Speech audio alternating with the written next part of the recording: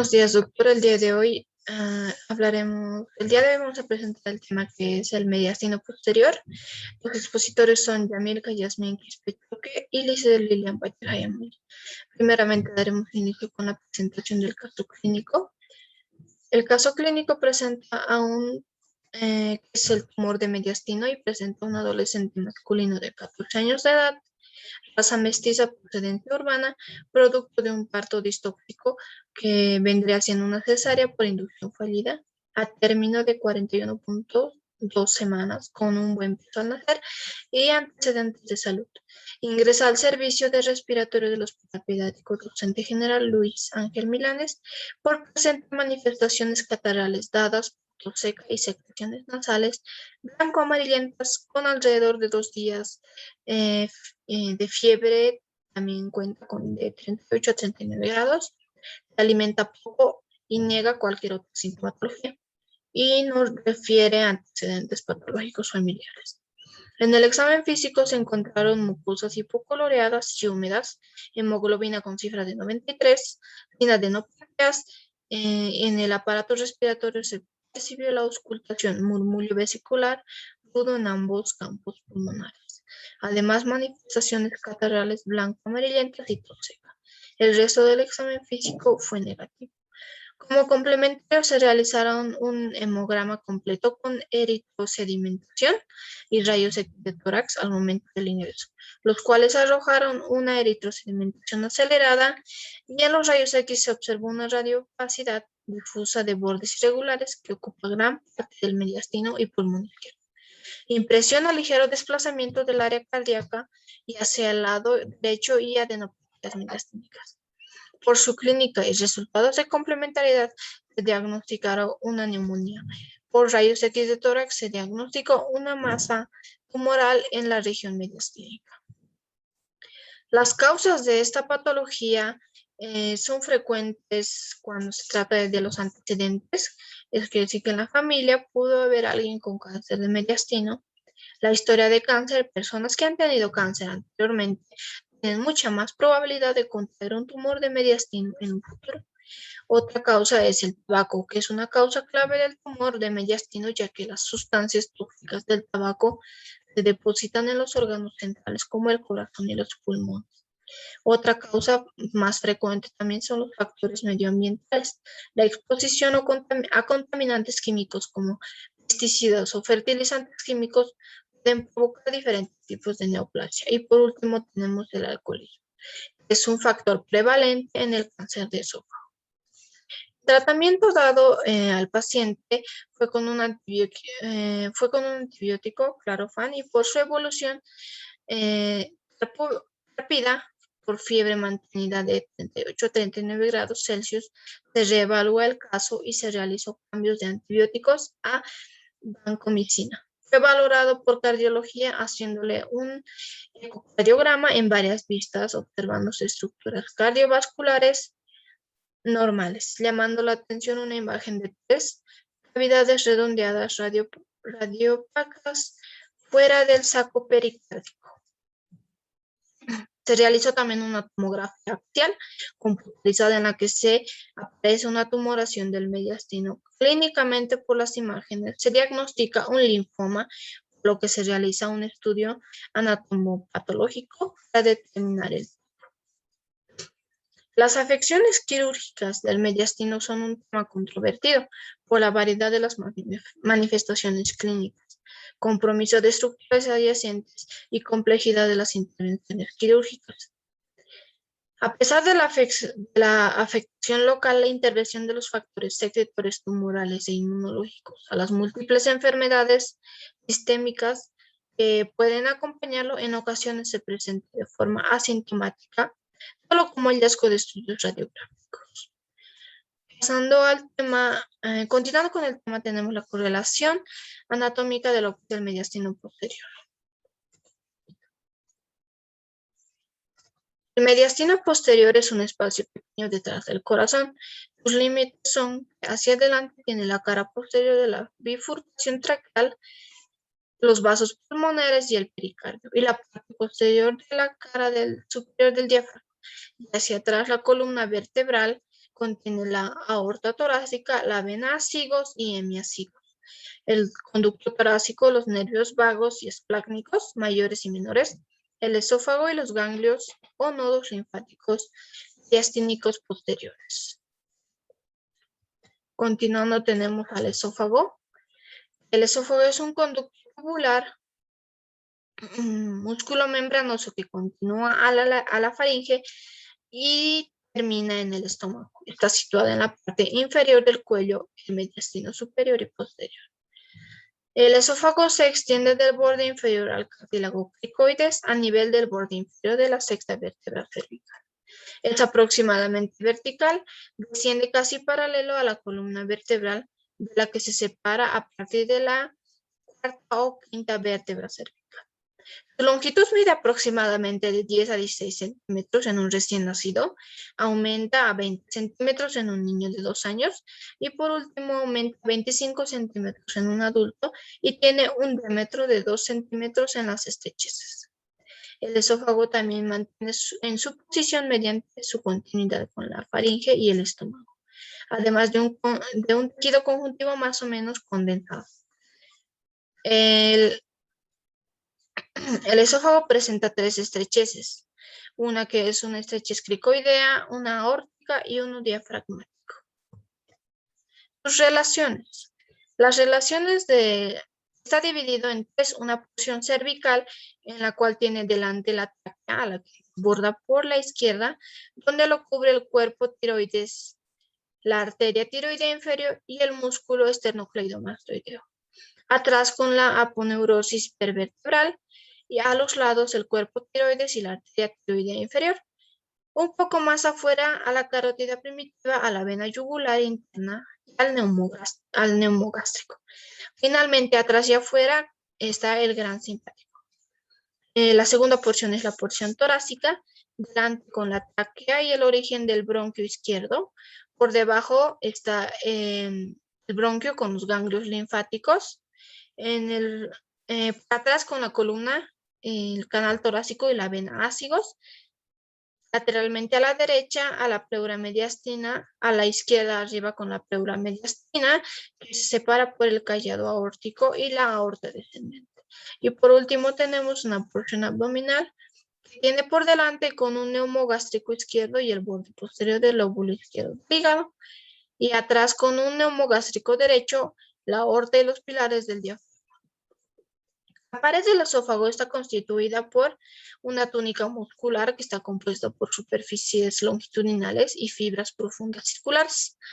También cuenta con una submucosa que es un plano celuloso, el plexo submucoso y la capa muscular circular del esófago. También cuenta con una capa de mucosa que está formada por el epitelio plano poliestratificado. La inervación y la irrigación del esófago. Las arterias están irrigadas por 3 sistemas, las arterias esofágicas superiores, medias e inferiores. Las venas, la anastomosis venosa del esófago permite la comunicación entre los sistemas porta-cava, dando así una anastomosis porto-cava. Los nervios también proceden de la cadena simpática torácica y de los nervios vagos izquierdo y derecho a través de los plexos esofágicos. Continuando con la estructura, tenemos lo que vendría siendo la arteria torácica descendente. La arteria torácica descendente es la continuación del callado. Desciende por el mediastino posterior desde la cuarta vértebra dorsal al diafragma. Por lo tanto, mide de 14 a 16 centímetros. Cuenta con 2 relaciones, una que vendría siendo superior y laterovertebral y otra inferior y vertebral. La segmentación superior, a la izquierda la aorta se aplica a la cara medial de la pleura, a la derecha también se encuentra en contacto con la cara lateral de los cuerpos vertebrales, delante se relaciona con la cara posterior del bronquio y atrás se relaciona con el ángulo costovertebral izquierdo. En cuanto a la segmentación inferior, atrás se relaciona con la cara inferior de los cuerpos vertebrales 7 a 11, separados por un tejido, adelante con la porción inferior del pericardio y el espacio del portal. Y por último tenemos a la izquierda se relaciona con la vena hemiácigos y a la derecha con la vena ácigos o ácigos mayor. Cuenta con unas ramas colaterales. Las ramas colaterales de la aorta torácica descendente se dividen en ramas viscerales, arterias bronquiales, esofágicas y mediastínicas, y las ramas parietales, arterias intercostales aórticas. Por último, tenemos lo que es el sistema de la vena cava superior. La vena cava superior es el colector de las venas de la porción supradiafragmática del cuerpo. En una longitud aproximada de 100 centímetros, se abre abajo en la parte superior de la aurícula o atrio derecho. Se relaciona por delante con los vestigios del timo y el borde derecho del esternón, por detrás con el pedículo pulmonar derecho, por dentro con el segmento ascendente del callado y por fuera con la pleura mediastínica de la que se encuentra separada por el nervio frénico derecho, acompañado de los vasos diafragmáticos o frénicos menores. Las ramas de origen de la vena cava superior está constituida por la reunión de los troncos venosos innominados, que son dos, una derecha y otra izquierda, que nacen de la unión de las venas yugular interna y subclavia. Al punto de unión de estas dos venas se le denomina como confluyente venoso de Pirogov. También tenemos el tronco izquierdo que pasa casi horizontalmente por detrás del esternón, por delante y encima de la porción horizontal del callado. También tenemos lo que es el tronco derecho casi vertical, que cubre parte del tronco braquioencefálico arterial. Y también tenemos lo que vendría siendo el tronco de la vena cava superior, que solo recibe una colateral y es la vena ácigos mayor.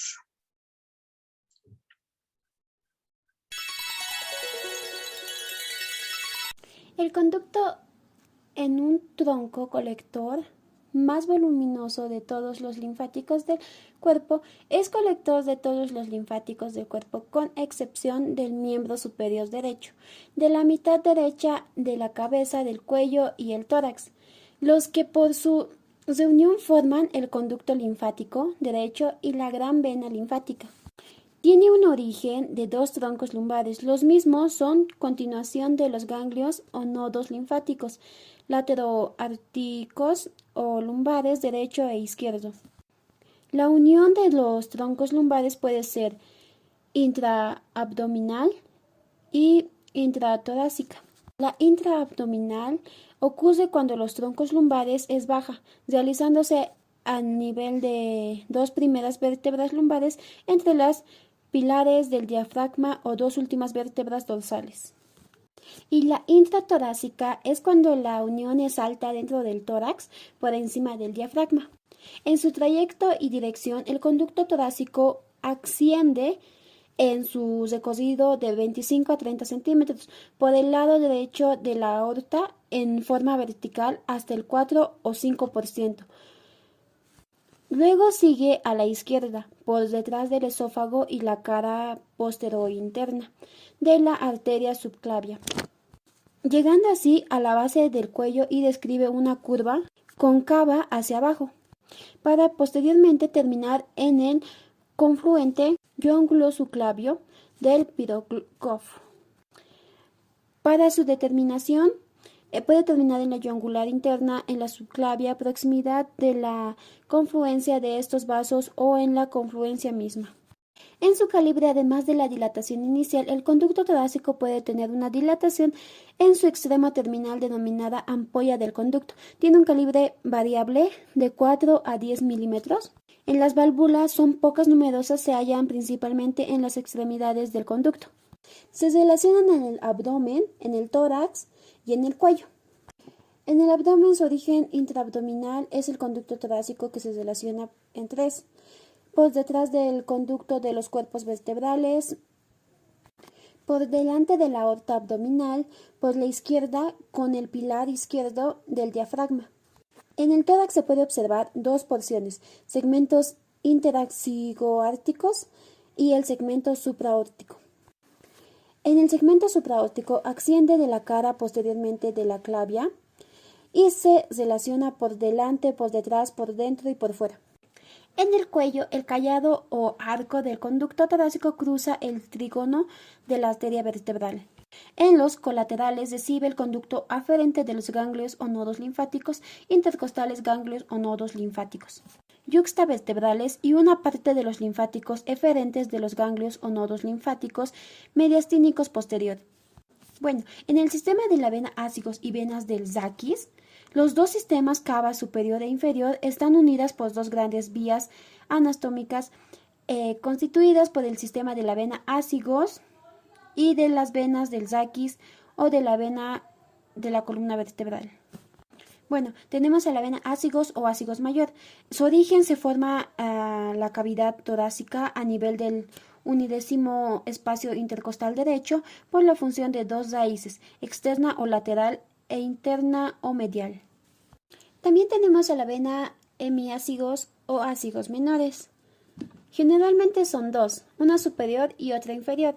La vena hemiácigos o ácigos menores inferior es la vena hemiácigos asciende por el lado izquierdo de la columna vertebral fuera de la aorta y delante de las arterias intercostales hasta la séptima o sexta vértebra dorsal.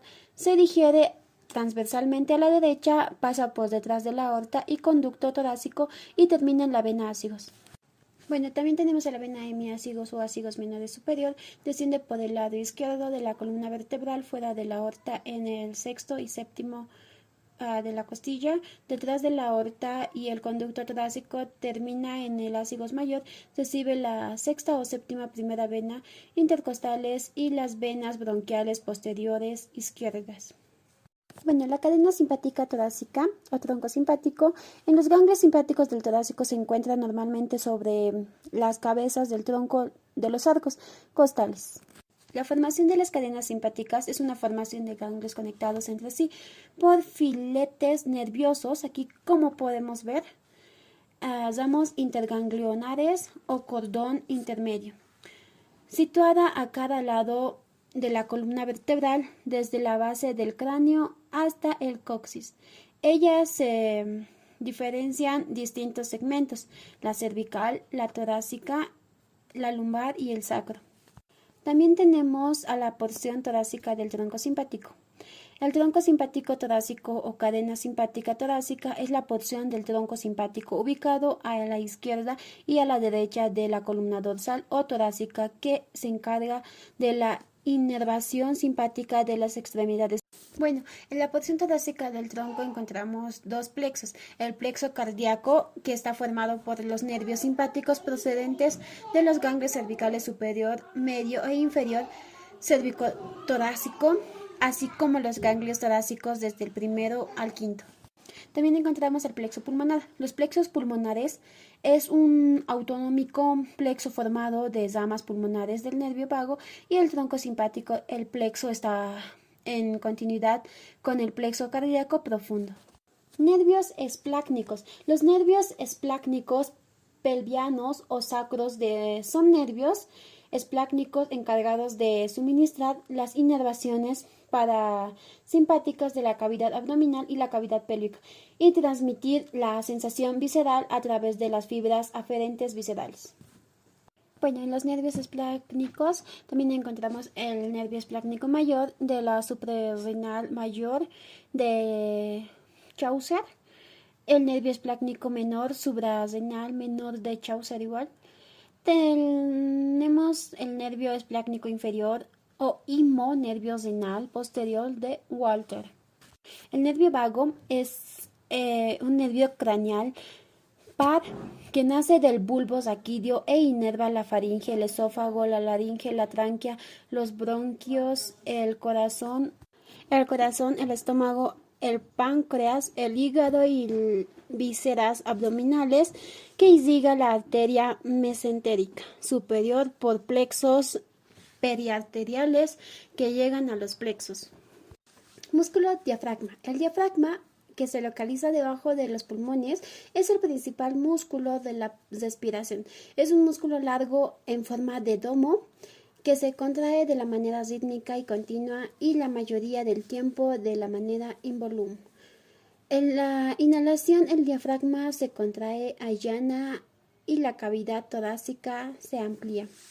El orificio del diafragma presenta 3 orificios: el hiato venoso, arterial, visceral, para la vena azygos, el simpático y de los nervios esplácnicos. También tenemos a la irrigación, la inervación y la acción. La irrigación es la vascularización del diafragma. Se encuentra a cargo de las siguientes arterias: pericardiofrénicas, frénica superior, frénica inferior, músculo frénico. Y en la inervación es el nervio frénico, cada mitad es inervada por el nervio independiente y la parálisis de una mitad que no afecta a la otra. En su acción es el músculo principal de ella. Respiración en un músculo inspirador.